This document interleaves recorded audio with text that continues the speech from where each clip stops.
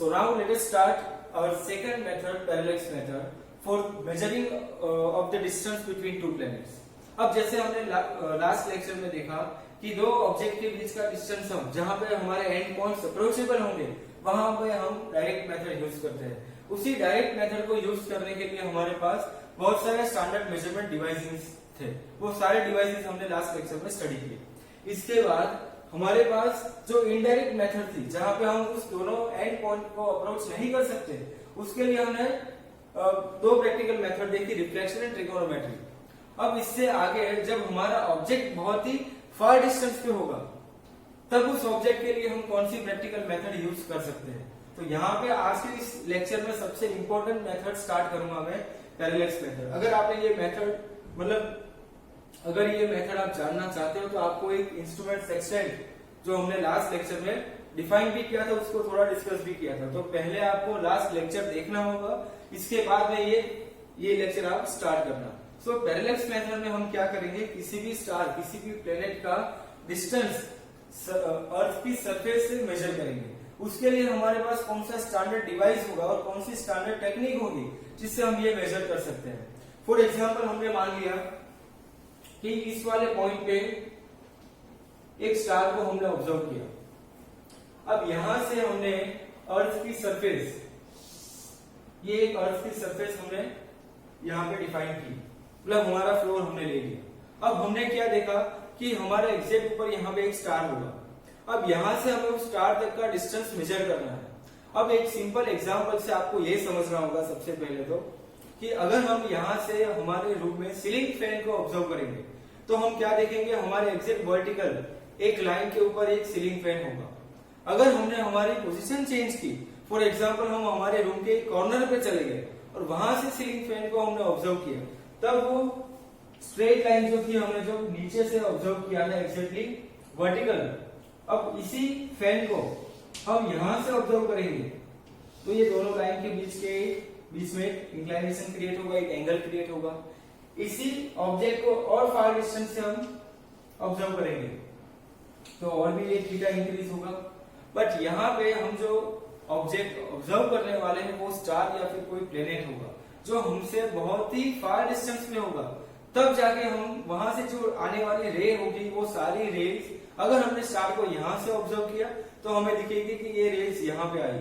अगर हमने रूम के कॉर्नर पे जाके उसको ऑब्जर्व किया तब भी वो वहां से रेज, स्पेस से वो रेज आते आते हमें क्या दिखेगी, वो एग्जैक्ट पैरेलल हो जाएगी.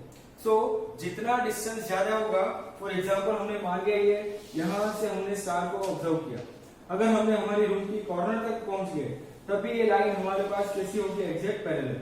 अगर हमने यहाँ पे इसको मेजर किया तब भी ये लाइन कैसी हो जाएगी, पैरेलल. तो यहाँ पे दोनों लाइन के बीच में कोई लेंथ में, उस डिस्टेंस में ज्यादा डिफरेंस नहीं दिखेगा, बट यहाँ पे हमें डिफरेंस दिखेगा बिकॉज हमारा जो ऑब्जेक्ट होगा, जो हमारा ऑब्जर्वेशन पॉइंट है वो हमसे कितनी दूरी पे है इसके ऊपर ये चीज डिपेंड करेगी. तो ये चीज याद रखना कि स्टार को हम ऑब्जर्व करने वाले हैं अर्थ की सरफेस से, तो आपको एक चीज पता होना चाहिए कि ये फार डिस्टेंस पे है तो यहाँ से आने वाली सारी रेज हमें ऑलमोस्ट पैरेलली दिखेगी इसके ऊपर.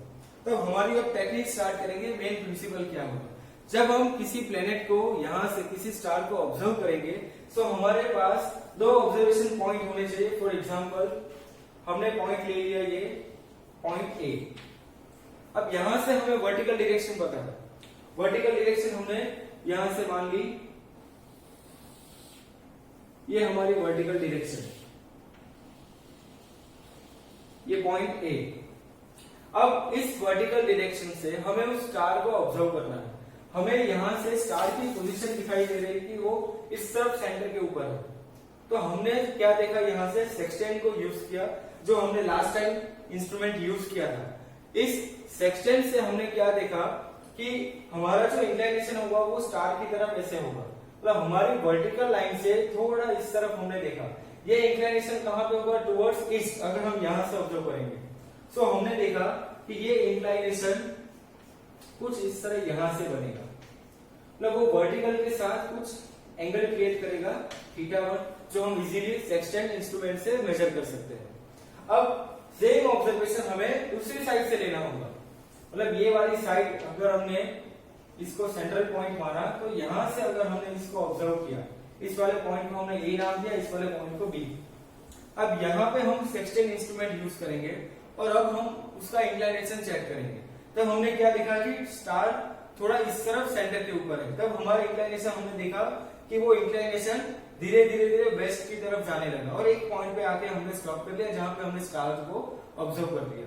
मतलब अगर हमने इस साइड से मेजर किया तो हमारा इंक्लिनेशन गया टुवर्ड्स वेस्ट, अगर हमने इस साइड से इसको मेजर किया तो हमारा इंक्लिनेशन गया टुवर्ड्स ईस्ट। सो ये सेकेंड हमारा इंक्लिनेशन होगा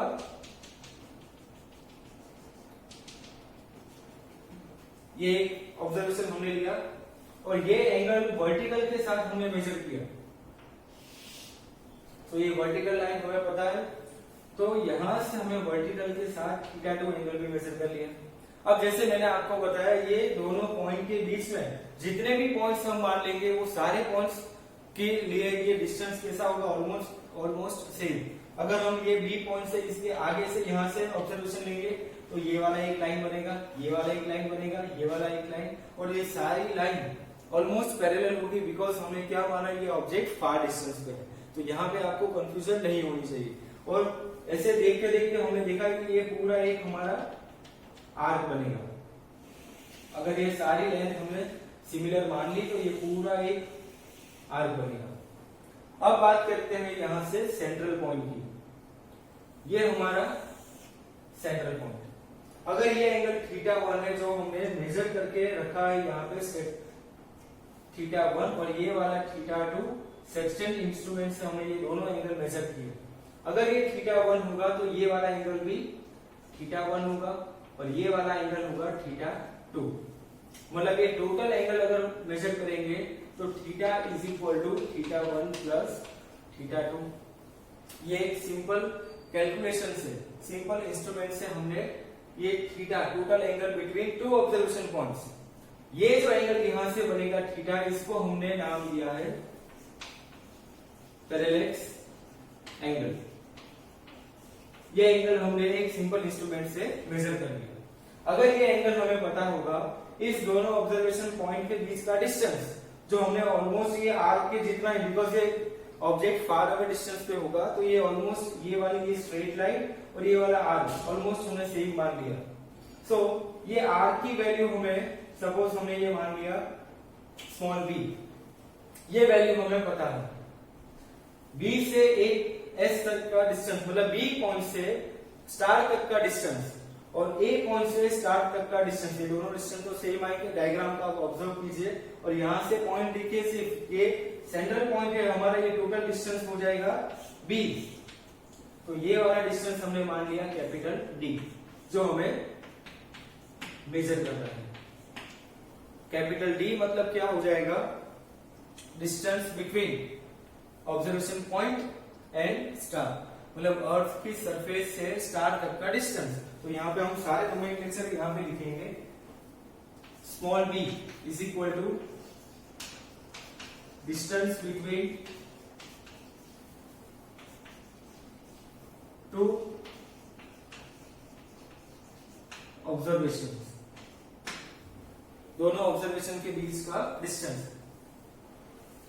theta is equal to parallax angle and capital D is equal to distance between earth मतलब ऑब्जर्वेशन पॉइंट्स एंड स्टार और प्लेनेट, जो भी आपने ऑब्जेक्ट वहां पे ऑब्जर्व किया। तो ये सारी चीजें हमें पता है। अब हमने प्रीवियस लेक्चर में एक इंपॉर्टेंट डेफिनेशन देखी थी प्लेन एंगल की।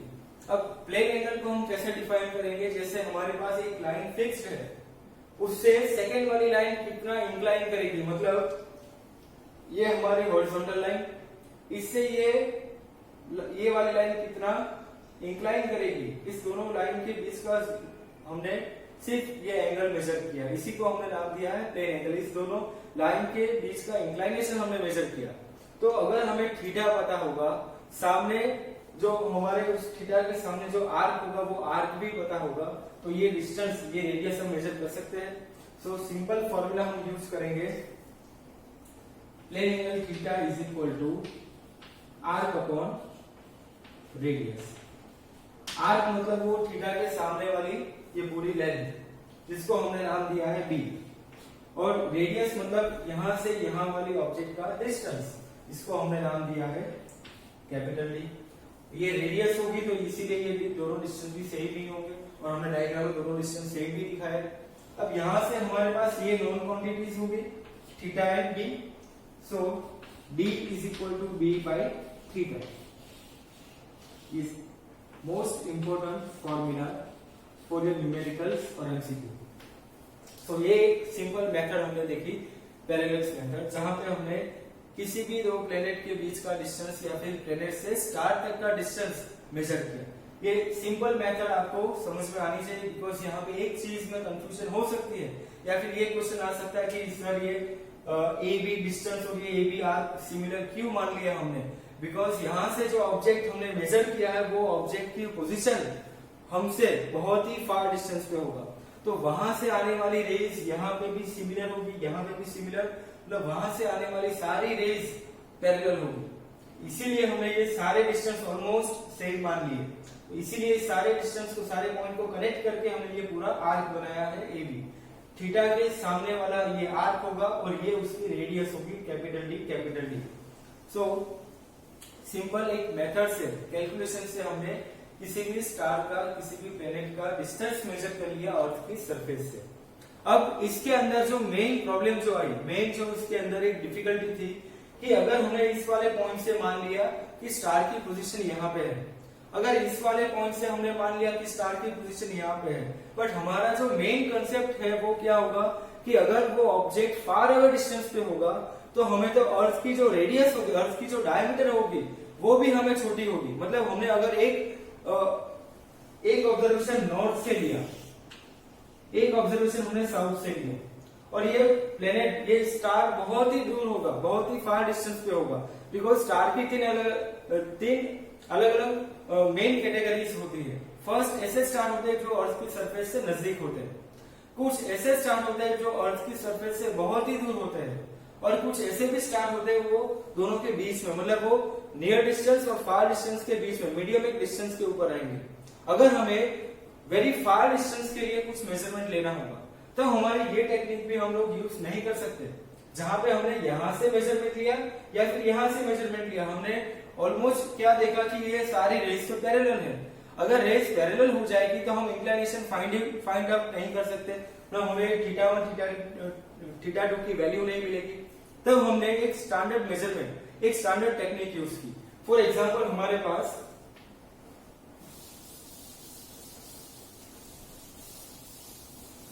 हमने ये एक चीज देखी कि सन के अराउंड अर्थ घूम रही है, मतलब वो रिवॉल्यूशन उसका कंटिन्यू स्टार्टअप ही है। अब देखें हमने ये एक ऑर्बिट ले ली और हमने ये पॉइंट, इस पॉइंट पे हमने सन को मान लिया।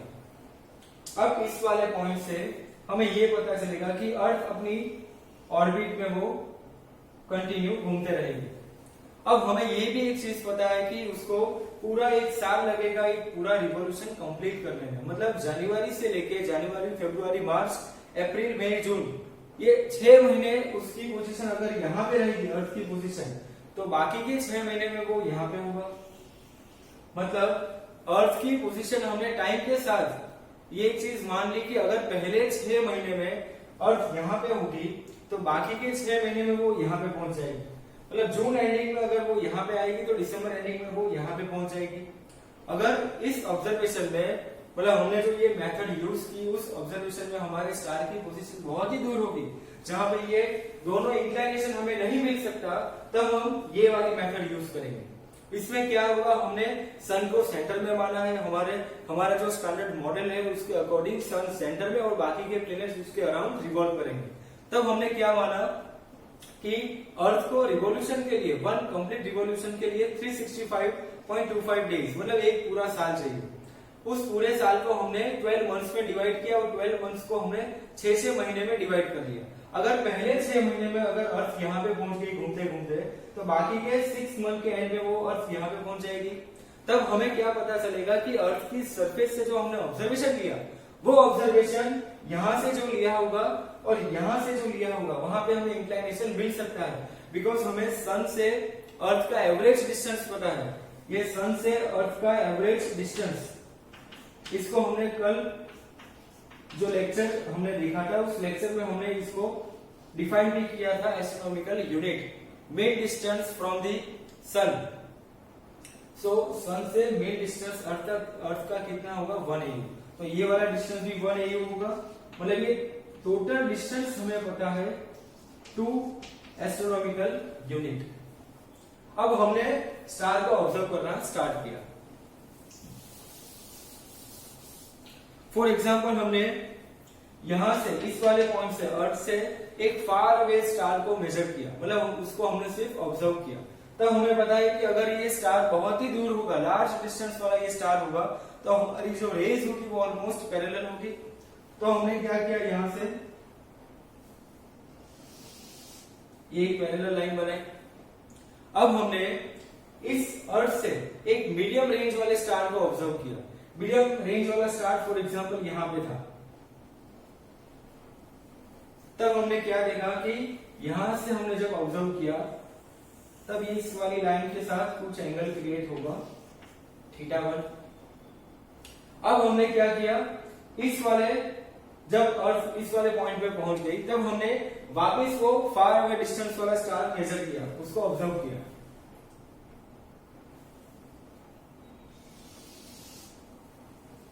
ये वाला पॉइंट। अब हमने अर्थ की इस वाले पॉइंट से इस स्टार को, मिडल रेंज वाले स्टार को वापस ऑब्जर्व किया। तब हमें क्या दिखेगा कि ये एक इंक्लाइनेशन बनेगा θ2।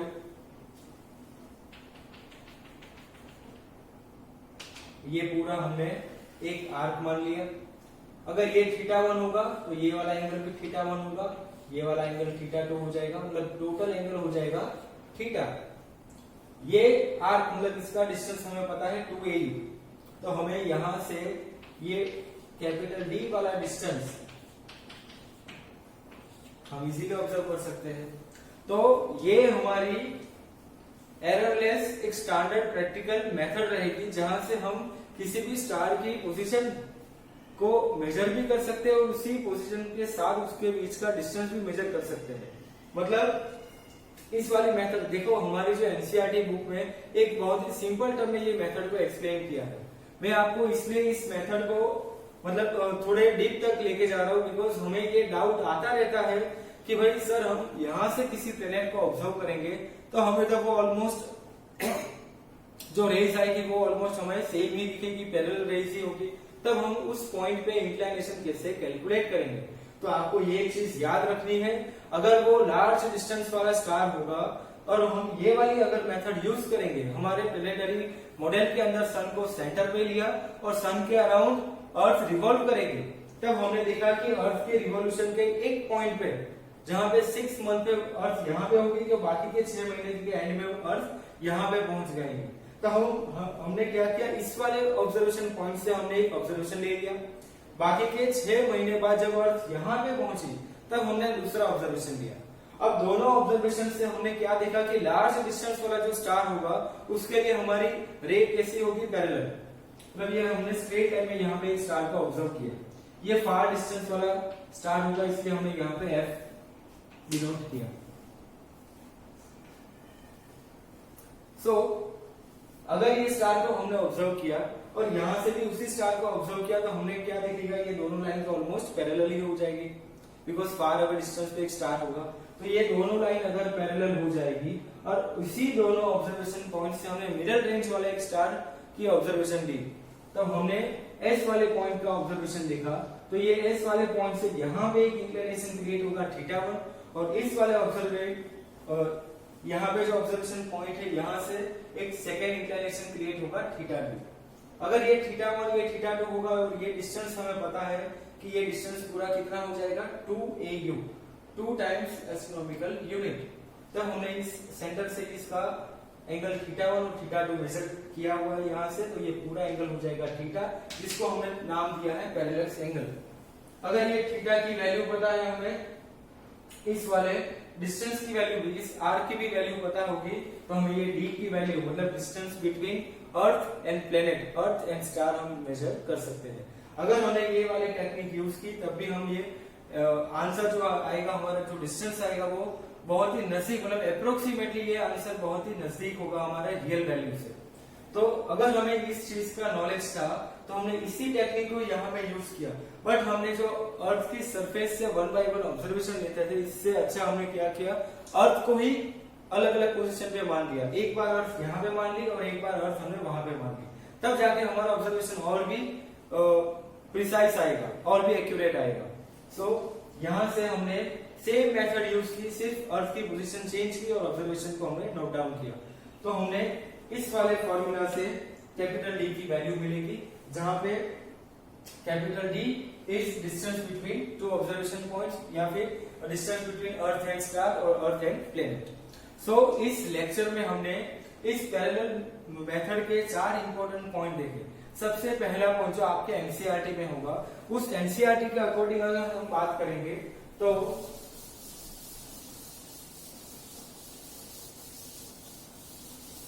हमने मान लिया कि ये अर्थ की सरफेस से ये एक पॉइंट होगा ए और ये पॉइंट होगा बी। इसको हम डायमेट्रिक पॉइंट्स बोलेंगे, बिकॉज वो डायमीटर के दोनों एंड पॉइंट्स है। इस दोनों पॉइंट से हमने एक स्टार का ऑब्जर्वेशन लिया। तो ये फर्स्ट ऑब्जर्वेशन होगा और ये सेकंड ऑब्जर्वेशन होगा।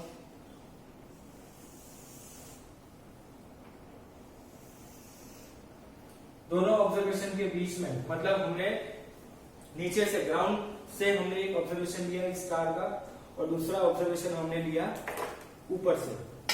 तो हमने, ये हमारा एंड पॉइंट है, दोनों एंड पॉइंट जहां से हमने एक स्टार को ऑब्जर्व किया।